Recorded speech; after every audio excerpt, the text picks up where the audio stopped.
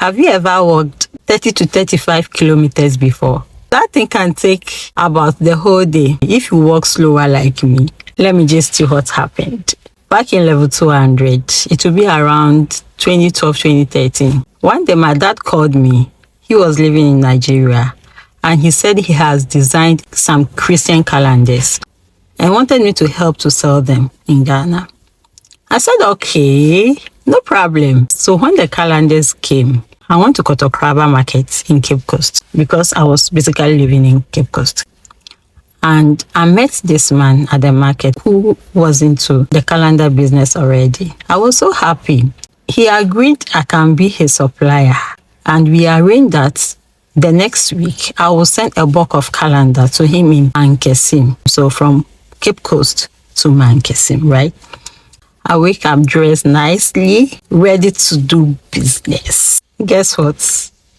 The only money I had on me was transportation to go and not to return. So I had in money on me, but not out. I got there. It was a market day. So the place was so busy. I started calling this man. He wasn't answering. Yeah. I called several times and the call wasn't going through. Minutes, 10 to hour. Then it hits me. I was like, God, what am I going to do? Who do I even call? Because that moment, my mom was even waiting for me to sell some of the calendar so that she can get money. And even if I borrow from my friends, what guarantee that I can pay back? Oh my God. And as a first child, I don't have any big sister or big brother to call. Instead of me waiting for him, I begged a market woman to leave my items with her. And I took few calendars, trying to get wholesale buyers, but I realized that wouldn't work. So I started hawking. Come and see me. Calendar. One city, calendar, buy your calendar. That's a sweet calendar. No, I can't call calendar sweet now. Throughout, I kept telling myself, hey, walking from Mankessim to Cape Coast, Abra, is not a joke. And I wouldn't let that happen. Okay, so one city. And by the grace of God, I sold enough. Got my transportation, and I was even able to buy some foodstuffs from the market to my hostel. Let me shock you. I traveled that day with a white top and me hawking calendars for some hours. Guess the color of my shirt? It was brown.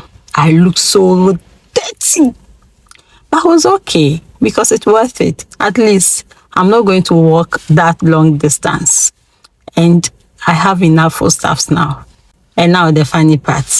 The next day I went to lectures and our class rep came to me and she was like, hey, I saw you yesterday at Mankessim market and you were hawking calendars. Hey, Christy, we call her Gada. I was like, Gada, and you couldn't call me. And she said, the way you were so serious hawking, I was so shocked seeing you in that state. I never expected to see you that way. I told her, Gada, then you don't know me. I can do anything legal to survive.